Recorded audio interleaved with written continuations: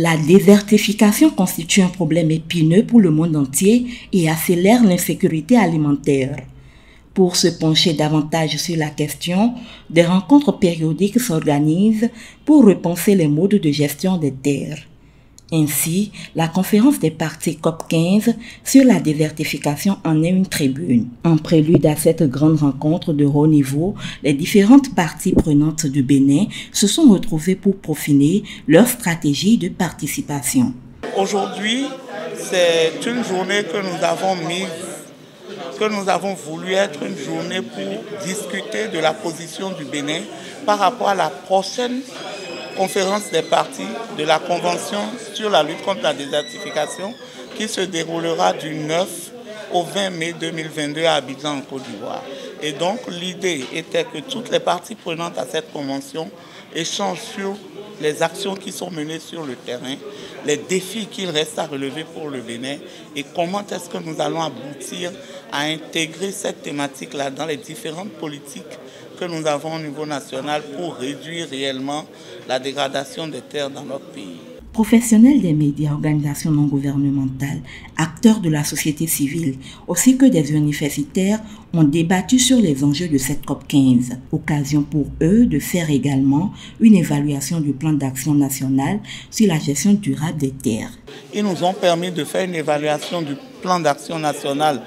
sur la gestion durable des terres que le Bénin a validé et pour voir à quel niveau nous sommes, qu'est-ce qui reste à faire et surtout quels sont les défis que nous allons relever et comment le Bénin va se mettre. Nous avons discuté des questions du genre qui sont une question très sensible de nos pays parce qu'on sait la relation qui existe dans nos pays entre la terre et la disponibilité de la terre pour la femme.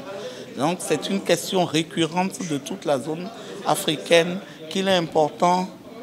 de régler parce que, et on a entendu aujourd'hui les différentes propositions, est-ce qu'il ne faut pas faire une charte des droits et devoirs de la terre pour que les gens puissent avoir droit à la terre même s'ils ne sont pas propriétaires pour mener les actions. Donc voilà des questions réelles, des questions probantes sur lesquelles il faut forcément que l'État travaille et que tout cela,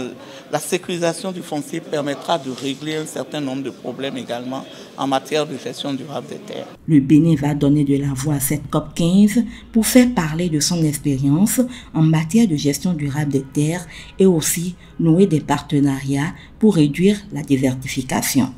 Le Bénin sera représenté à cette COP par le correspondant scientifique technique, le point focal, probablement le point focal suppléant de la Convention elle-même, et divers acteurs, des partenaires financiers, des ONG, de la société civile. Et le travail qui sera fait, ce sera d'être présent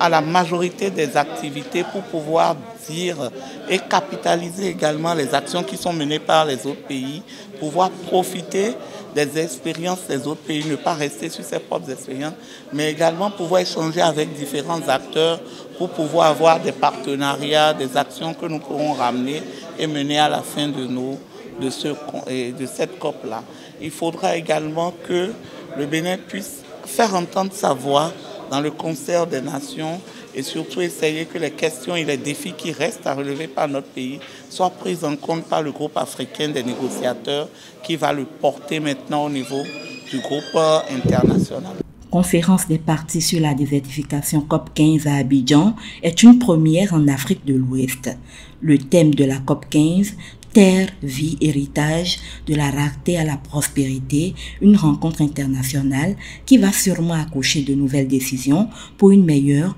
présentation des terres.